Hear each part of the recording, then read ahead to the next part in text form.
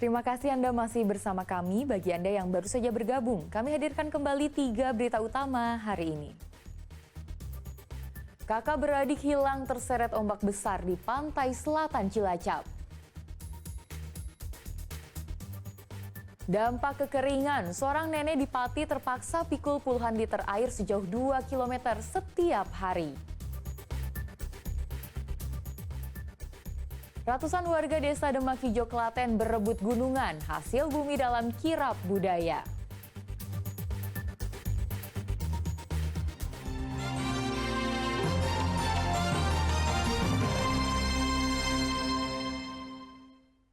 Kesulitan air bersih di musim kemarau menyebabkan warga di Kabupaten Tegal dan Kudus hanya bisa bergantung pada bantuan yang datang. Jika bantuan tak ada, warga terpaksa mengambil air di sumber yang jauh atau membeli dari pedagang.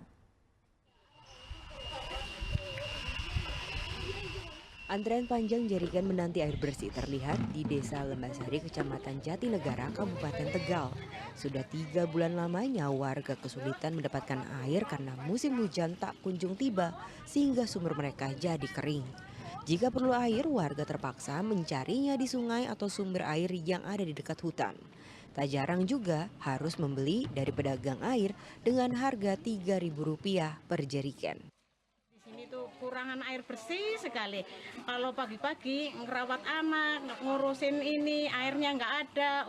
Air yang bersih juga harus beli, mau ngambil juga jauh. Udah. Biasanya kemana, Bu? Biasanya ya di sono, di tempat kali jauh, di tempat sawah. Jalan kaki?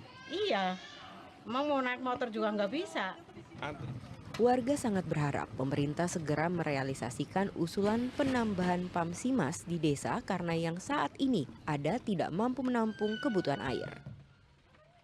Kekeringan juga dirasakan warga desa Kalirejo, Kecamatan Undaan, Kudus dalam 2 pekan terakhir. Bantuan air yang datang langsung ditampung dalam tandon besar. Warga membawa berbagai alat tampung untuk bisa mendapatkan bantuan air. Mereka mengeluhkan sumur-sumur yang kering sehingga sulit memenuhi kebutuhan air mereka. Akhirnya mereka terpaksa meminta saudara atau tetangga yang masih memiliki air. Tercatat ada 4 desa di Kudus yang dilanda kekeringan. Diprediksi kondisi kesulitan air berlangsung hingga bulan Oktober. Tim Liputan melaporkan. Kekeringan membuat seorang nenek di Pati rela bolak-balik memikul air bersih. Dalam sehari, ia dapat memikul 50 liter air dan berjalan sejauh 2 km. 2 ember yang dipikul di pundak Sukini digunakan untuk mengambil air bersih. Meski umur sudah tua, namun apalah daya, hanya ini yang bisa dilakukannya.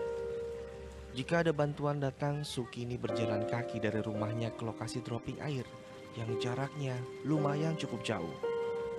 Biasanya Sukini bolak-balik agar persediaan air bersih cukup untuk beberapa hari. Langkah demi langkah, akhirnya Sukini sampai di lokasi dropping air bersih. Ia kemudian memindahkan air ke ember yang sudah ia persiapkan. Perjuangan Sukini belum selesai. Ia harus memikul 50 liter air dan kembali berjalan kaki pulang ke rumah. Bu, jangan tadi ambil airnya gimana itu? Ya di situ, kadang di situ belakang masjid, lorong belakang masjid. Berarti mengandalkan bantuan ya, Bu? Iya, itu kali mikul. Emangnya kenapa dikasih daun itu, Bu? Biar airnya nggak goyang. Sukini merupakan warga desa Tambah Agung, Kecamatan Tambak, Romo Pati. Sudah 5 bulan, wilayah ini dilanda kekeringan. Berdasarkan data dari BPBD Kabupaten Pati, selain desa Tambah Agung, ada 69 desa di 9 kecamatan yang terdampak kekeringan. Arif Nur melaporkan dari Pati. Sebagai bentuk rasa syukur kepada Tuhan atas hasil bumi yang melimpah, ratusan warga desa Demak Hijau Karangnongko, Klaten menggelar kirap budaya. Mereka berebut gunungan hasil bumi berupa buah, sayuran, dan beras. Laki-laki, perempuan, tua ataupun muda berlomba-lomba mengambil hasil bumi pada 8 gunungan setinggi 1 meter.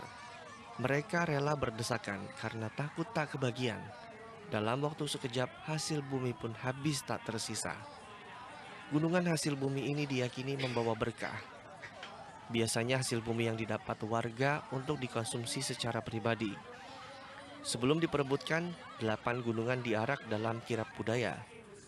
Warga desa Demak Ijo berjalan mulai dari Tugu Tani menuju ke kantor desa dengan jarak sekitar 1,5 kilometer.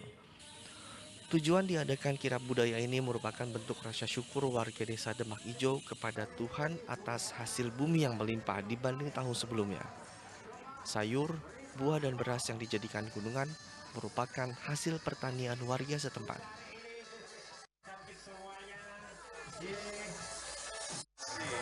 Jadi ini tujuannya sebagai bentuk terima kasih kepada masyarakat, tapi yang paling bagus ucapan kepada Tuhan, ucapan terima kasih kepada Tuhan bahwa di Demak Ijo ini alhamdulillah hasil pertanian tahun ini lebih baik dari tahun-tahun sebelumnya. Hasil pertanian di desa Demak Ijo semuanya ini tidak ada yang lebih. Ini hasil pertanian Demak Ijo baik beras maupun sayur mayur dan sebagainya. Selain itu, warga juga menggelar doa bersama 1 hari sebelum kirap budaya serta pertunjukan wayang kulit semalam suntuk sebagai bagian dari acara kirap budaya. Krisna Agung melaporkan dari Klaten.